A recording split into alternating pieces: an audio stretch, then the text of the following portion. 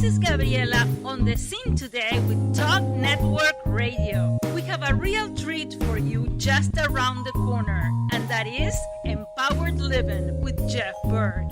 Jeff is the owner of Jeffrey Byrd Coaching, and he will be coming to you weekly to teach you more about empowered living. Now, let's join Jeff already in the studio. Hello and welcome. This is Jeff Byrd with Jeffrey Byrd Coaching, and this is Empowered Living. I'm so pleased that you're able to tune in and join me today for this broadcast. The reason that we're going to address the topic that we're going to take on today is because I had an interview lined up. I've got a very good friend who's just coming out with her new book, and we were going to do an interview on that, but due to some tragic circumstances beyond anyone's control, that's had to have been postponed. So I didn't really have any topic in mind for today, and so what I did was I put it out on social media and asked you all if you had any topic suggestions, and this is one that came up. A friend wrote back and said, I need help just growing, just getting the desire to keep growing, and please motivate me. So I said, okay, I think I have just the topic, and I'm going to do my best to motivate not only her, but myself and everyone listening as well to keep growing. The topic for today is called The Law of the Rubber Band. The Law of the Rubber Band. And the Law of the Rubber Band says that growth stops when we lose the tension between where we are and where we could be. Growth stops when we lose the tension between where we are and where we could be.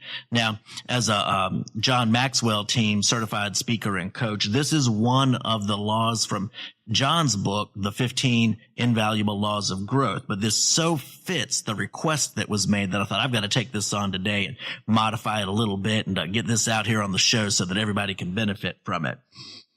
So if you think about a rubber band, this is why it's called the law of the rubber band, because if you take a rubber band, that rubber band isn't much good for anything unless the rubber band is stretched. That's why we have rubber bands, so we can stretch them and use their elasticity to stretch out and then to bind things together. That's what rubber bands are for. So a rubber band is not very much good unless it's stretched. It's the same way with us.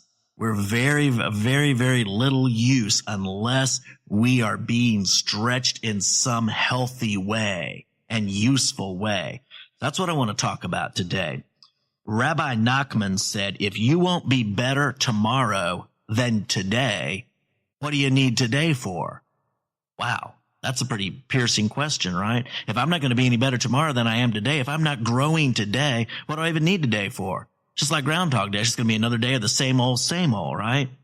Now, if you tune into the show very often, you know that I love the Apostle Paul. I love his way of thinking, his mindset, and the fact that he's so open with us. He just shares his heart wide open. There's very few historical figures that go back that far that we have this much insight into their personality, into their being.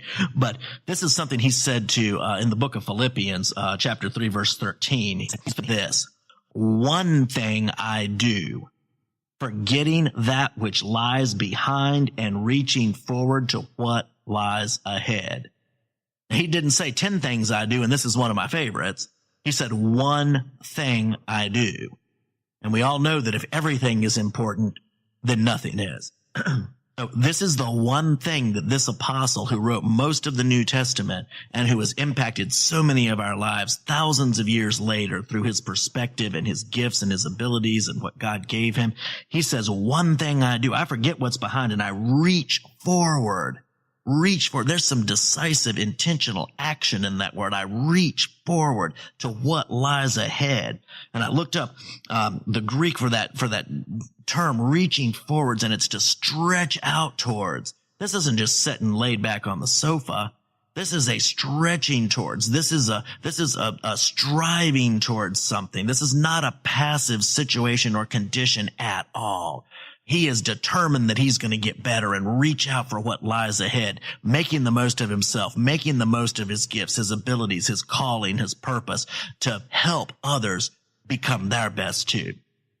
Mediocrity is not a worthy goal. So many people just settle.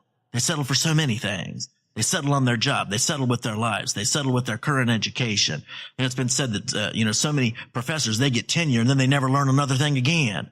Or so many Nobel Peace Prize laureates, once they win that Nobel Prize, very, very few have ever gone on to do anything significant beyond that. They spend the rest of their lives cutting ribbons at ribbon cutting events. We don't keep on. We feel like, we got there. Whatever our there was. If it was a certain level of education, if it was a certain marriage, if it was a certain job, we got there. And now we're just kicked back. We're not reaching. We're not striving to grow, to become more, to be all that we can be, as the commercial says. The world is filled with people who are living small, thinking small, acting small, far below their potential and their potential impact on others for good. All of us wish other people would get better, but it's rare that we think of improving ourselves and determined to do it. Earlier in the year, I had a room filled with people, and these were all people 55 and above. And I asked them all, I said, how many of you would like to see change in the world? And everybody raised their hand. I said, okay, put your hands down. Now think really clearly. Get a picture in your mind of what change you would like to see. And I said, everybody got it? Everybody had it. I said, now how many people were thinking about yourself? Put your hand up. Not one hand went up. Everybody wants to see change in the world, but what we mean is we want everybody else to change. We don't think of ourselves. Very rarely do we think of ourselves as, wow, how can I change? How can I become better today? How can I up-level my thinking, my motives, my attitudes, my actions to other people, my words to them, my learning? How can I keep up-leveling myself to be the very best I can be and the most useful person I can be for other people? It's been said that God's gift to us is our gifts and strengths and abilities, and our gifts back to Him is to develop them and do something with them that makes a difference. Our motto on the John Maxwell team is, I want to make a difference with people who want to make a difference, doing something that makes a difference at a time that makes a difference. And that's the kind of people I want to be around. That's the kind of people I want to build up and pour myself into and help develop, are those kind of people who want to make a difference. I don't want to spend all of my energy and give that to somebody who doesn't want to do anything with it, who's just going to take it, no ho-hum, same old, business as usual. I want people who have a heart to make a difference, who know that they have gifts and abilities that can make a difference in this world and are committed to developing those to make a difference in the lives of the people around them.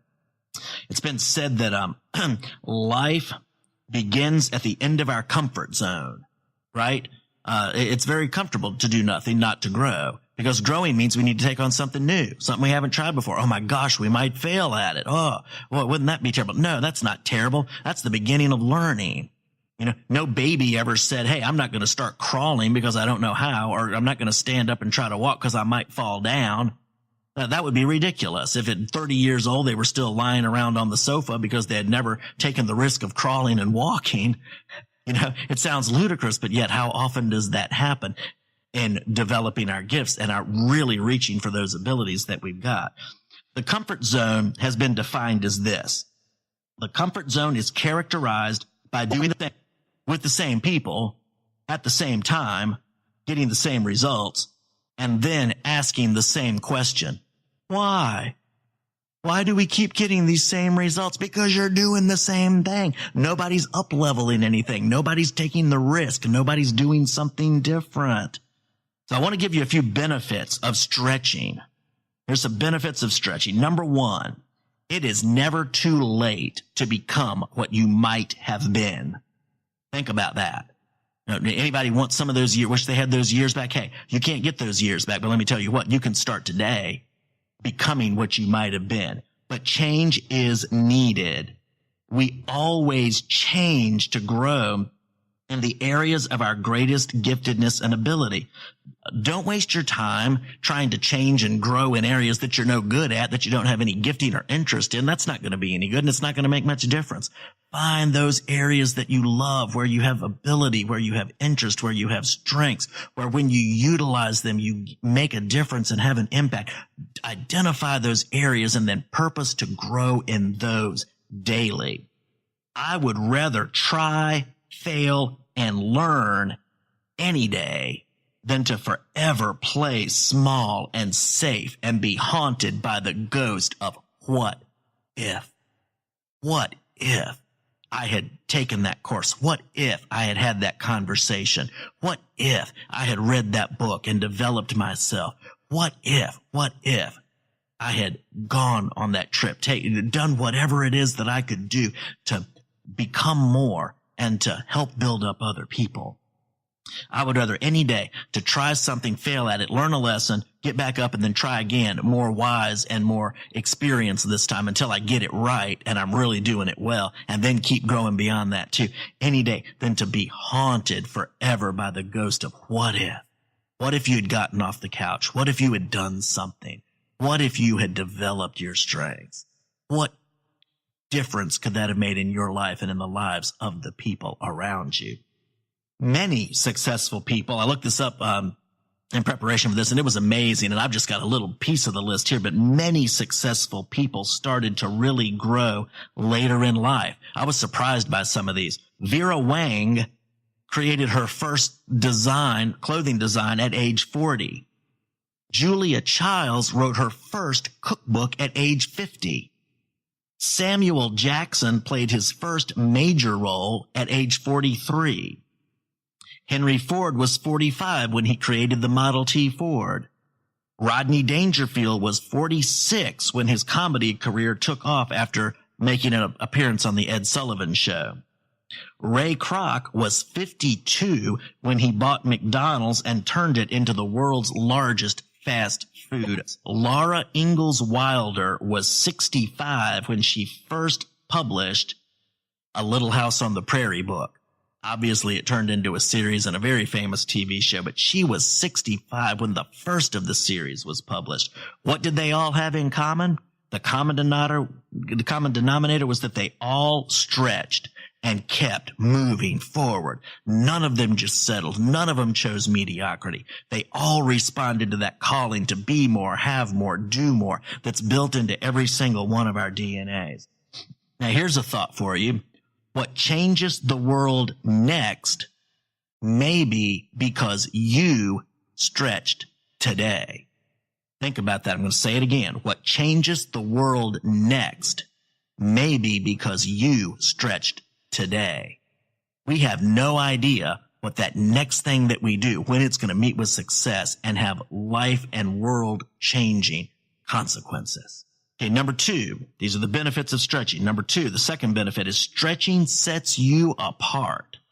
Oh my goodness, it's not that hard to be set apart if you decide to stretch and grow. You know, somebody said that 80% of success is showing up. Well, my goodness, we can certainly do better than just show up. We can show up and we can step up and we can build up and we can learn up and we can study up and we can really move up. Good enough is the motto of the defeated. Never enough is the motto of the successful. We're going to keep developing, keep growing daily until the end. Number 3, third benefit of stretching. Stretching gives you a shot at significance.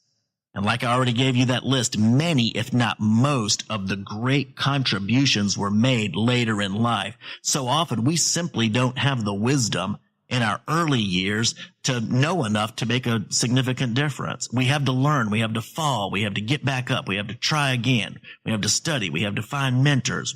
It takes a little while to get good enough to really make a difference. So don't give up. Keep at it. Keep developing. Number 4, stretching must be intentional until the end. Churchill said, never, never, never give up. Make your greatest fear achieving mediocrity. That should scare us to death, is to come to the end of this life and look back and go, oh my gosh, I lived a mediocre life. I lived way below my potential. I never accomplished what I could have, never benefited others the way I could have, and never developed myself as I could and should have. That should scare us. Mediocrity should scare us. Number 5, when you decide